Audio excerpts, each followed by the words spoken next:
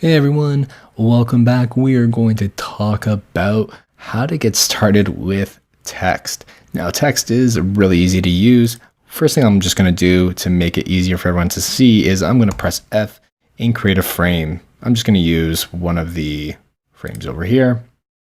So we have our frame. Now we have our text tool.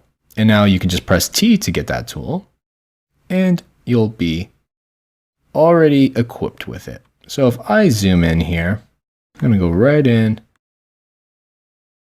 So what I'm using, you'll notice how I can zoom in pretty easy because I'm using the command plus over here, the shortcut. You use what is best for you. That's how I like to just quickly zoom in and out. I love using the shortcuts.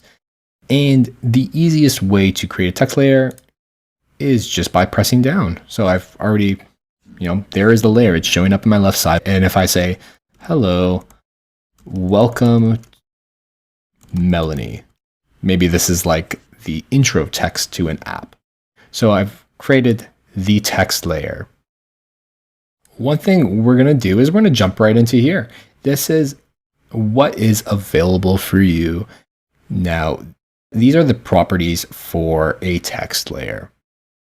So we've learned how to create a text layer. Now we can resize text layers, but the problem is, it's a little hard to resize text layers.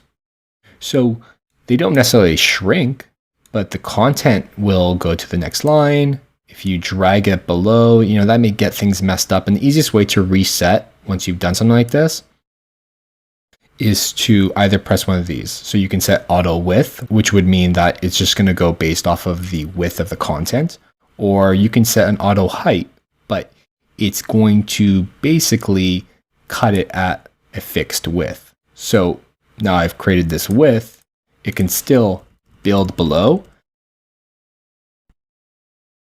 like you're noticing right now, but it's not like totally uncontrolled when it comes to like how we were initially resizing it. So that's how you resize. So I'm just going to keep it like this for now, right here, where it's just like totally automatic. And let's take a look at some of the text properties. So I have my font. I have the font weight. So I'm going to use like a bold on this one. Oh, maybe a little too bold. I'm going to use semi-bold. And we have our font size. So I'm going to set that up to like 48. Whoa, too huge. Let's get down to 24. Okay. We have the spacing between letters. So if I set that to like 4%, you see how the letters basically are more spread apart. So I'm going to undo that because I think they're fine right now. We can set also the line height. I like to go based off of percentages. So I like to go to say like 115% for headings, maybe 125 to 150% for body copy.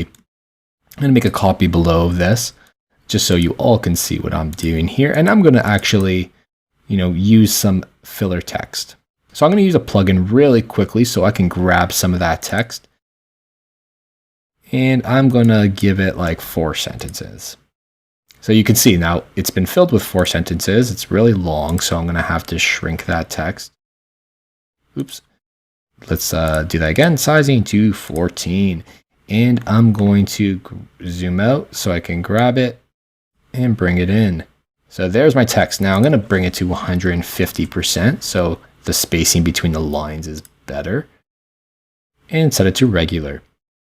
Now we also have paragraph spacing.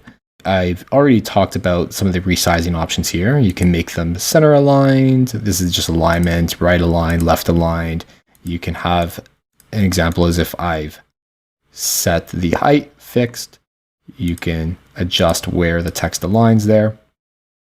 Another interesting thing is you can go even into more details by pressing that more icon.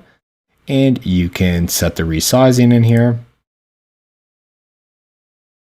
Oops. You can also, make it justified for an alignment. You can have underlines, strike throughs. You can have paragraph spacing and indents and list styles. Yes, Figma now supports list styles, which is great. You can also specify the case style. So really great for like things like subheadings. So that is what is available to you when it comes to the properties for text. Now I have 2 text layers here, pretty cool. And that didn't take us long. And you'll be just zipping through all of this really quickly once you get your handle on text, because text is one of the big types of UI elements that we're going to use a lot of. Now, I'm just going to quickly demonstrate list items. So if you do have a list item, I'm just going to go to the very front of my list item and then just dash and a space, and it's automatically going to create a list item for me. So you can create a bunch of them. I'm just copy and pasting them. And you can set what type of list item they are, whether they're a numbered list or a bulleted list. So Figma also allows you to adjust the fill of text as well. So you can do that all over here in this little fill panel. And that is how you use text in Figma.